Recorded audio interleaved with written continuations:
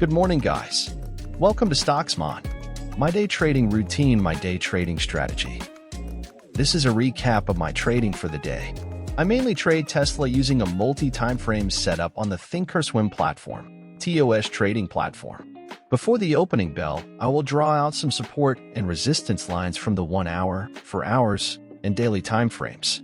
The plan is to wait for the price to move toward a trend line or an indicator. For example, when an engulfing or morning star is forming, I will trade them. For order entries, I usually place together with a stop limit using the OCO template in TOS.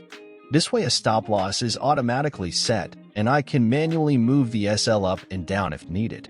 For indicators, I like engulfing, morning star, and evening star.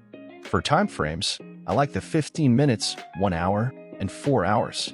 This is where I see the overall trend. I will use the 1 minute and 5 minutes for timing my entries. One-day trading scalping strategy, momentum during opening, I like to play is when the price movement is near the top or bottom of a candlestick. For example, if the price is moving toward the high or low on both the 1 hour and 4 hours timeframes. Another scalping strategy is when the price is crossing the VWAP line. I usually move my SL up if there's a profit. This way I can lock in some profits. These are the few price action setups with high probability I like to trade during the opening bell for the momentum price action movement. Today was a day where I shouldn't have traded because I know I will not be focused enough to trade. There are too many things happening that need my attention. But without following my rules and with no control, I traded. As a result, I was trading very aggressively and also rushed most of my trades.